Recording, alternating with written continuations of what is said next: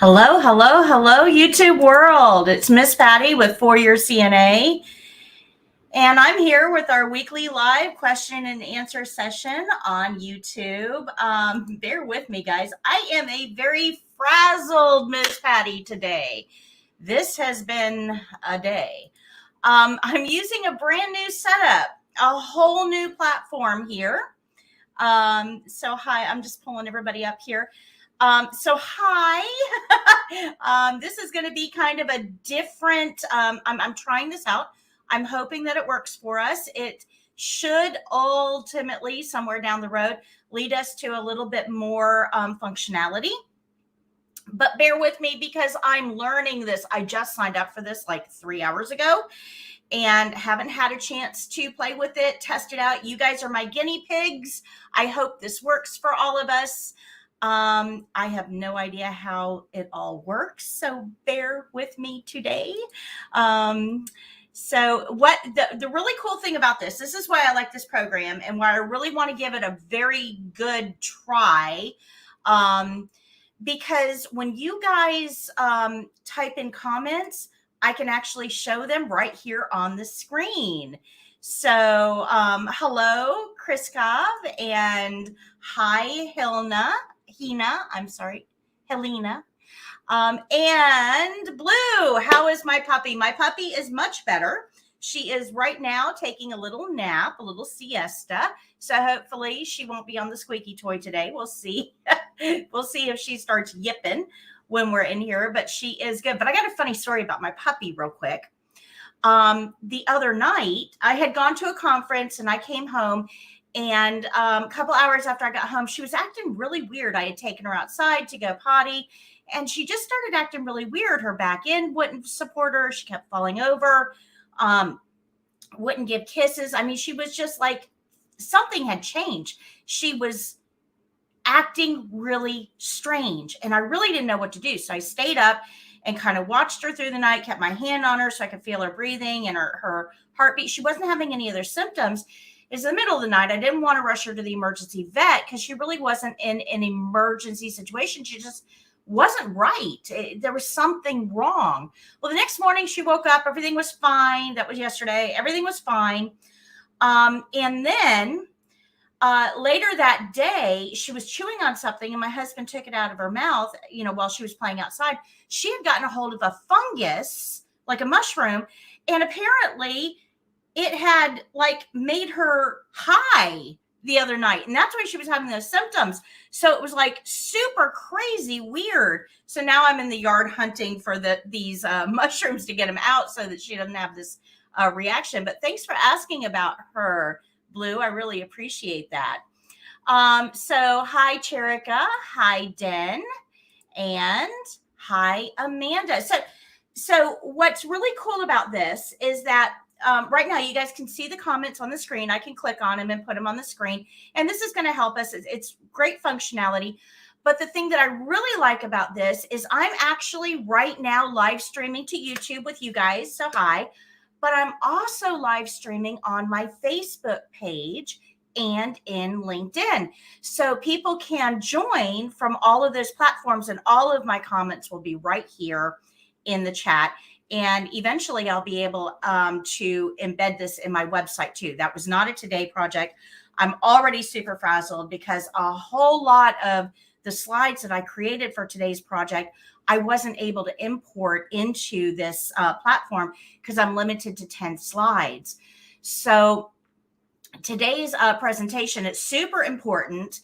It's very relevant, and it's going to be a lot of really cool content, but kind of bear with me because I don't have all of the slides loaded in because there was a limit there. So until I kind of learn the program and learn how to save my presentations and get them into this format, we're going to have a little work together to make this work for us. And I'm hoping to be able to use this in my live stream on Monday too. So we'll see.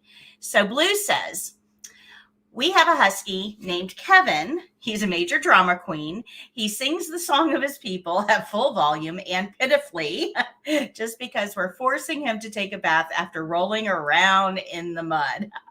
That's adorable. That's adorable. Pets are wonderful, right? They keep us honest. They absolutely do. So hi Life and hi Jennifer. So let's go ahead and get into today's topic. So there's see, this is why I like this program, because now right there, see, make sure you like and subscribe below. Give me a thumbs up. It just gives me a lot more functionality, but we have to learn how to use it. So be patient with me. All right. So today, as always, guys, go ahead and put your comments, your questions in the comments. We'll get to that very, very shortly. I'll come back to those those questions. So while you're posting your questions, I want to get into today's lesson. Now, like I said, I don't have all the slides loaded, so I'm just going to kind of have to do the end of this verbally, no on-screen graphics. But today, our topic is going to be that CNA did what? And this is to help explain CNA registries and what they do. Now, this topic actually became extremely important this week here in our local news, because I'm in Florida. Most of you guys know where I'm at. So I'm in Florida, and we had a headline here in Florida. This was the headline: Sarasota CNA accused of molesting assisted living residents at multiple facilities. That was the part that just kind of big neon flashing signs for me. And then the rest of it says, police are looking for more victims. Isn't that horrible? That headline right there should stop all CNAs in their tracks and go, wait, what? Not only did this CNA abuse a single patient, which is bad enough. Okay, if we stopped right there, that would be bad enough. The problem is that it wasn't just one patient at one facility. This was a pattern of abuse, and they don't even think they've gotten all the victims. So this to me was just like mind-boggling. This is horrible. So how does it relate to us? What do we need to know about this? Why do we, why am I talking about this? Because I really thought that this was a good opportunity for us to explain what the role of the CNA registry is in your life as a CNA. So I'm going to take you through a couple of slides here to kind of explain the reason behind my thinking, and then we'll get into the registries. So here was kind of the gist of this particular situation, right? So at least 7 other suspicious incidents were reported at least 5 other facilities about the same CNA. So what that means is this CNA had gone from facility to facility, and each facility that this person worked at, there was an allegation of abuse. So how is this person able to move on to a new facility, and how was this able to continue, this pattern of abuse? How was it able to continue? So that's really what I wanted to get into today. I mean, how does this even happen? And the worst part of it is this is not an isolated incident, guys. These were just some headlines that I pulled up today from different, that happened within the last couple of months. I mean, this is not isolated. So yeah, absolutely, Den. I absolutely agree. I really hate that because it makes the CNAs who really love and care for our patients look bad. I absolutely agree with you. This should not happen in any industry ever. And if we were talking about babies, right, people would be out in the streets with pitchforks and torches and, wanting to lynch people, right? This just shouldn't happen. We all understand that. But because it's happening to adults, particularly elderly adults that are kind of locked away in nursing homes, nobody really thinks about them. Nobody goes and visits them. They're kind of on the outskirts of our society. They've lived our lives. It's like nobody really, it's not that people don't care. I don't want to say it that way, but there's no real big social outcry against this. And I think there should be. I absolutely think there should be. But so how does this happen, right?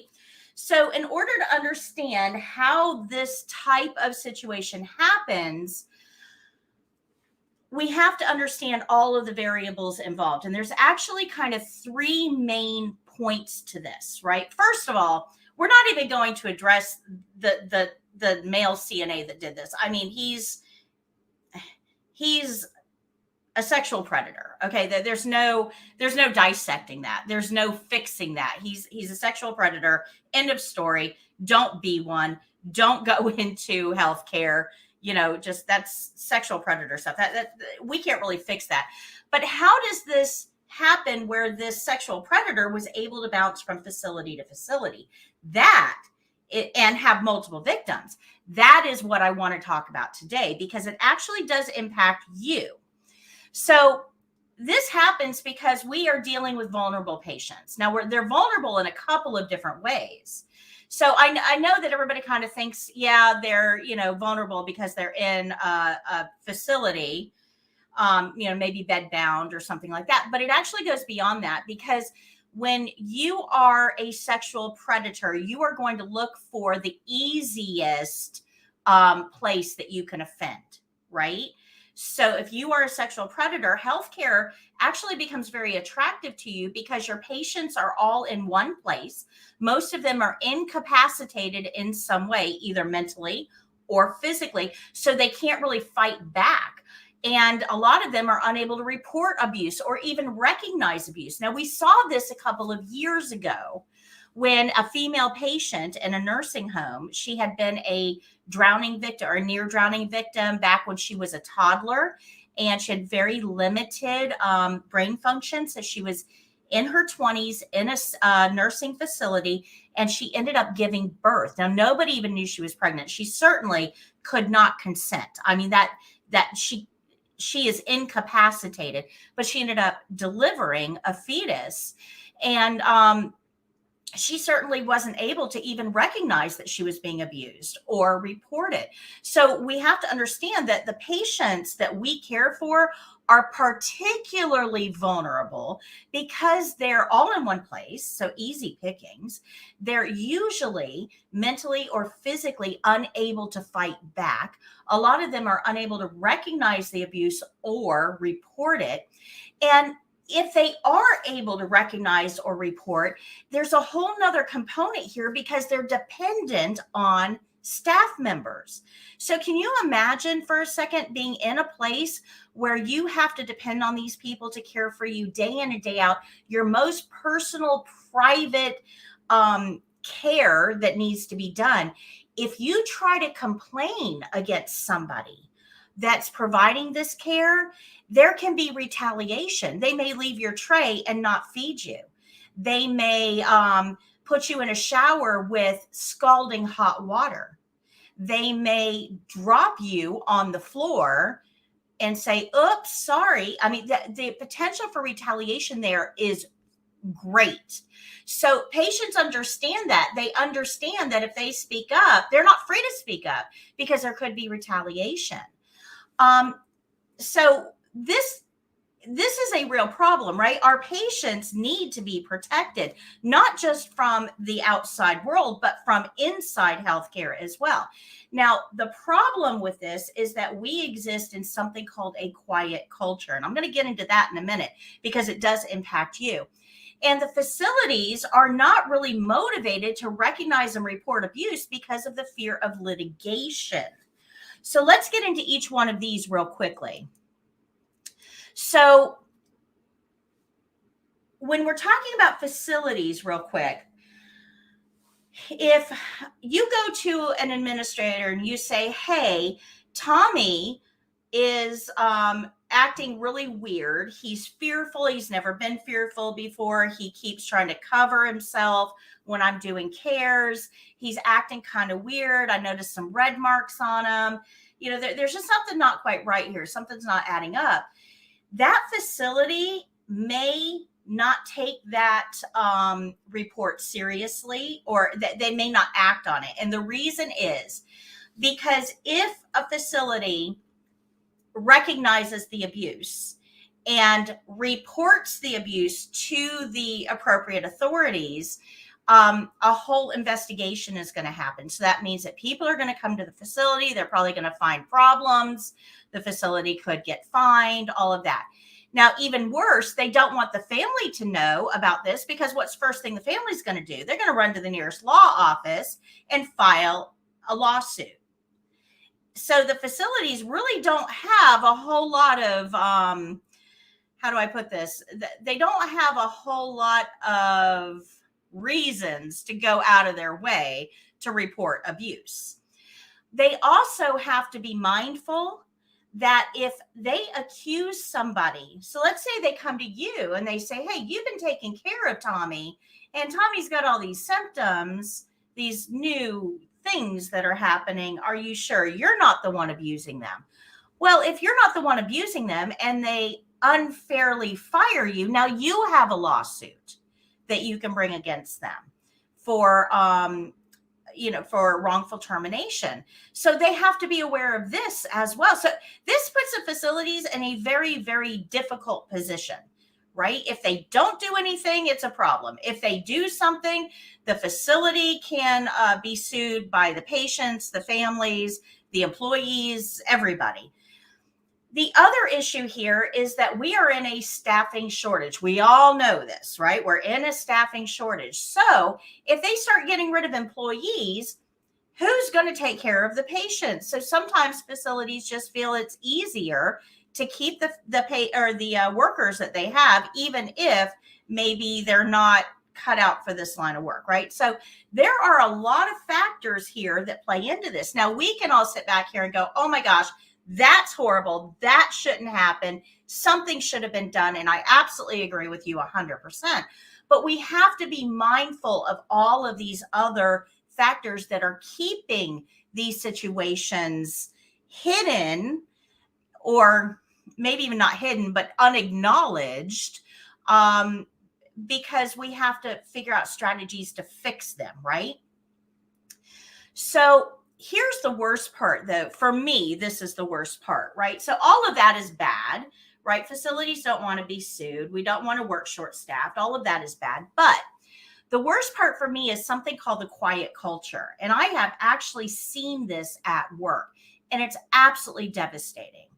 But what the quiet culture is that as a CNA, you are going to work with other CNAs, and you're going to develop friendships. You're also going to work with nurses, and you're going to develop little cliques. And we don't like cliques, but we tend to gravitate toward people with like interests, right? So if somebody in your facility is abusing a patient, this is probably a friend of yours now. So how do you turn in a friend, right? So staff members get really reluctant to notify administration of things that they see in the workplace, because those things they see are affecting their coworkers. So that somebody in here did this to this person, and that, that old saying, snitches get stitches, that's unfortunately that prevents a lot of good people from doing the right thing. So it creates this, what we call quiet culture, where we know these issues exist, but nobody's really taking steps to prevent them. What ends up happening is that if staff members do report to administration, administration may be unlikely to acknowledge that abuse. They may just like, nah, we're just not really going to handle this. So now staff members aren't going to report anything else, because why bother? Administration isn't going to do anything. Facilities are also very reluctant to disclose this to families. And I understand why, because of the litigation, but this is criminal. This is horrible. If my family member was in a facility and the facility knew that abuse was happening and did not let me know, that's a really big deal. So how do facilities usually handle this? Well, in order to avoid all these problems, facilities often, they do kind of a quietly letting the offender go. They don't put them on the schedule. They give them an opportunity to resign. They say, hey, I just don't really think you're cut out for here. And the offender never gets punished for what they're doing. They just kind of wander off to another facility and do it all again until things get a little dicey, and then they wander somewhere else. And this is how we have offenders who went through, 5 different facilities, at least seven different incidents, and nobody really knew about it because it wasn't being reported to somebody somewhere that could keep it from happening elsewhere. And that, guys, is what the CNA Registry is all about. So when we have, let me see if I have any more slides loaded here. I'm not sure. There it is. Okay. So the main function of the CNA Registry was to maintain a list of all CNA individuals and maintain a database of all findings of abuse. Now, it's important to note that these aren't just allegations of abuse. So when a worker is reported to the registry, there has to be an investigation. If it's founded, then that person is on the CNA Registry marked as an offender, and that way nobody else will hire them, not in any capacity. Because remember, you don't have to be a CNA to work in an assisted living facility. You don't have to have your CNA certification to work in most hospitals either, or mental health centers, or developmentally disabled centers, right? So there's a lot of places that people that were CNAs and got their certifications taken away because of abuse could go out and work if the registry did not exist. And that's really kind of what the whole point is that if somebody was found to be abusing patients or putting patients at risk, we don't want them to be able to go to another facility. Now, the registry does other things. It keeps track of where you are, where you're working, where you live, so that if a allegation of abuse comes up, we know where to find you to investigate it. So that's a big part of the registry as well. They also handle CNA renewals, and renewals are different state by state, but it's important to understand the role of the CNA Registry in trying to prevent serial offenders. Because we need to recognize this is a very vulnerable population. If you had to, if you asked me what is the one place in the country where people are likely to be abused, long-term care is top of the list. Because think about it, child abuse happens at daycares and places like that, but that child goes home every night with parents. So the parents are able to see signs of abuse, and they can usually stop it pretty quickly. Even, in school settings, there may be abuse, but again, there are other people that are monitoring what's happening, that it's not hidden. In long-term care, things are hidden. A lot of these patients don't have visitors. There's no family that comes. So, what better way to, what better population to offend on if you're an offender? So what does that mean for us? Well, as CNAs, we need to be absolutely vigilant about our patients. If we see anything that is out of the ordinary, anything that makes us go, he wasn't like that yesterday, you need to report it. And if the person you're reporting it to is not taking any action, you need to call your state's hotline. Now, there is a website that you can go to. And unfortunately, I don't have, hold on one second. I got to pull this up. Okay. There is a website that you can go to, and it's called, let me see if I can type this in here. HTTPS. I had a slide for you, but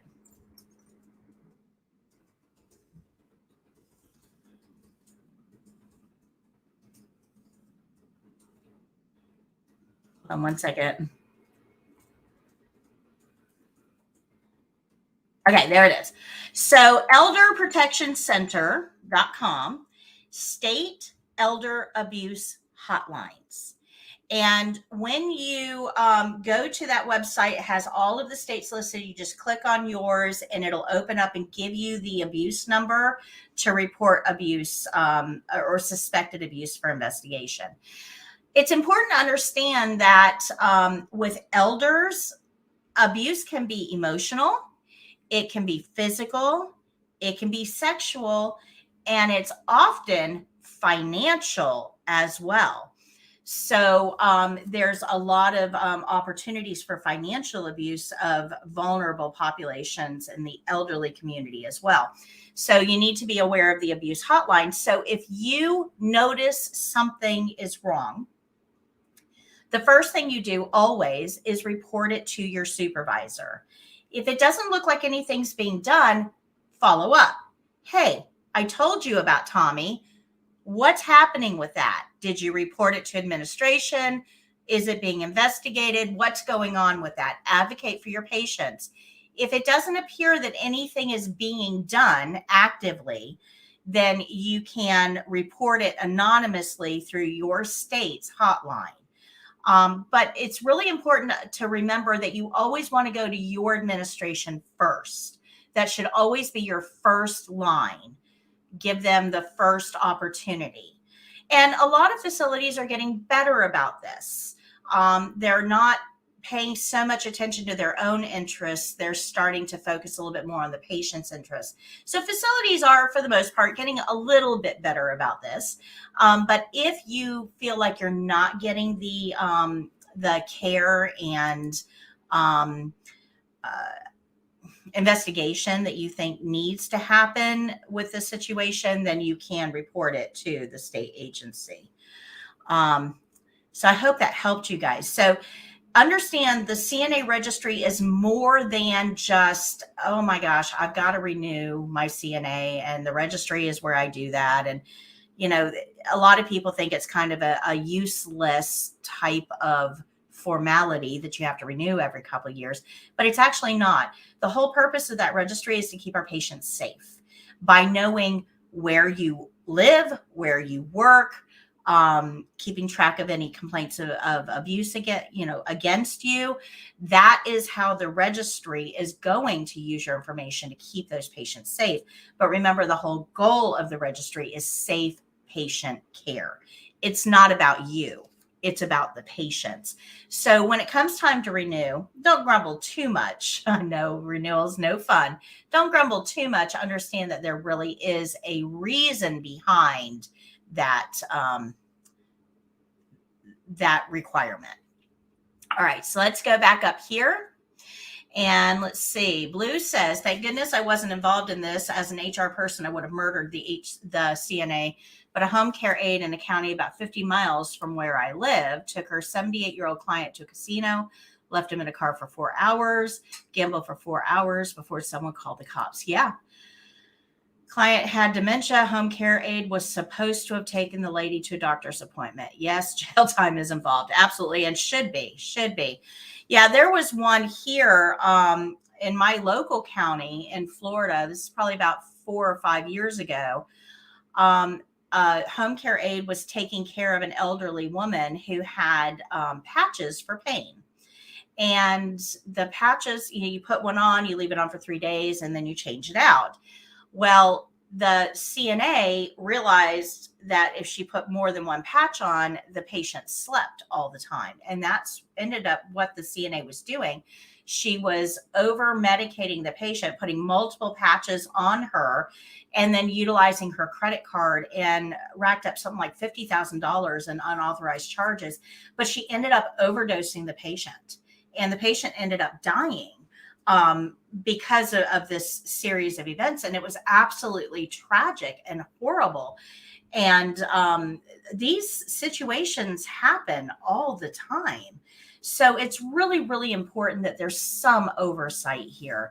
And you guys, I know that all of my CNAs, all the ones that attend our channel, all the ones that listen to me, I know that you guys all have the right heart, that you're in this for the right reasons, and that this type of situation would never, ever, ever, ever in a million years occur to you. But we have to understand that there are some wolves in sheep's clothing in our pasture. And we, being the first line of defense, need to start watching and making sure that our patients are safe. So if you see something, say something. Don't let staff camaraderie override your first mission of protecting the patient. So let's see here. Cherika says he's very much disgusting. He should be protecting them. These people could have been his parents or grandparents, were crying out loud. Absolutely. Absolutely. In it for the wrong reason, for sure. Tessie passed both of your tests yesterday. Congratulations. We're super, super proud. Super proud. Alina says, I have a state exam tomorrow. I was a nurse in Poland for 16 years. I'm not afraid of the written exam because I studied a lot. What tips can you give me before the clinical skills exam? Okay, Alina. So a couple things real quick. And this is going to be specifically because you mentioned you were a nurse. You're going to think with a nurse brain, and that is the wrong way to go into the CNA test. Because CNAs, if you don't remember anything else, remember this. CNAs observe and report. They do not problem solve because they don't have all the information. So you're going to have to put your assessment and planning skills to the side when you're taking the written test, because you really are at risk of answering questions outside of your scope of practice without even meaning to, because you've had that additional training. So be very, very careful there with the written test. Now, with the skills test, if you go onto my website, foryourcna.com, I've got a ton of skills videos that detail exactly how to do the skills, and they'll help you get ready for the skills exam. So those are the two pieces of information I would recommend for you. Number one, make sure you're not answering questions like a nurse, and understand the scope of practice of the CNA. Number two, watch the skills videos, and good luck. Good luck. Hi, Pauline. Let's see. And hi, Charmaine. All right. So how do you guys like this new format? Do you like being able to see the questions and the chat and stuff up on the screen? Do you guys like this? Is this helpful for you? Give me just a second here. I'm still trying to figure all this out, guys. I'm still trying to figure all this out. All right. Let's see here. Banners. Brand. All right. There we go. Had to get rid of my name. Had to figure out how to do that. Okay. So do you guys like how we've got this? I love it. Okay. Yes. Okay, good. So I will be working on this in the upcoming episodes. We're going to kind of get all of the wrinkles ironed out. It's still a work in progress, guys. And like I said, I was really, really, really rushing it to get, to get everything ready to go live at 3. I mean, I would literally was clicking on stuff as I'm starting the stream because I wasn't ready for today. I really like the opportunity to be able to interact with people on Facebook and LinkedIn and my Facebook group for instructors and YouTube as well. So it kind of expands our platform. Let's see here. Kristen said, I'm watching from Nebraska, missed half the presentation due to the time difference. Oh, I'm so sorry about that. I'm so sorry. Pauline says they love it. Good. Awesome.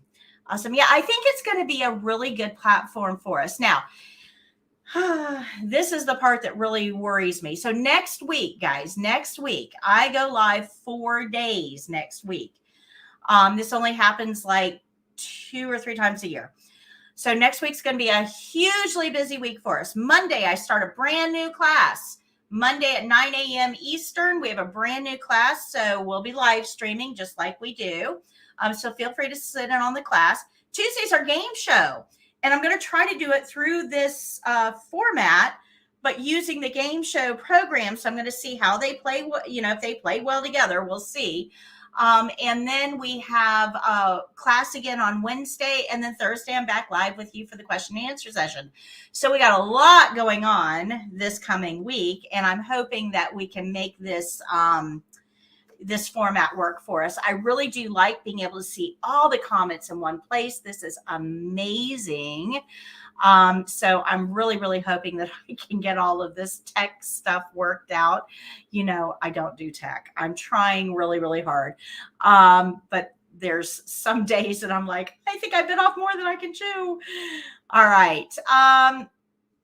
So Jennifer says, sometimes I have to miss if I work the day shift. I normally work evenings. She says, I really appreciate all that you do for us, and I look forward to this every week. Oh, thank you, Jennifer. I look forward to it every week as well. I absolutely love what I do. And thank you to all of you for letting me do what I do. I mean, if it wasn't for you guys watching, I wouldn't be doing this. So thank you for letting me do what I do. I absolutely love it. So let me, I'm going to see, give me 1 second here. Hold on 1 second. I am going to, I got to pull up my congratulations list for this week so I can make sure that, that I congratulate you guys.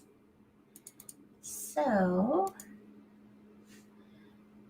I got to get it. I'm so sorry. I wasn't prepared. Don't grade me too harshly.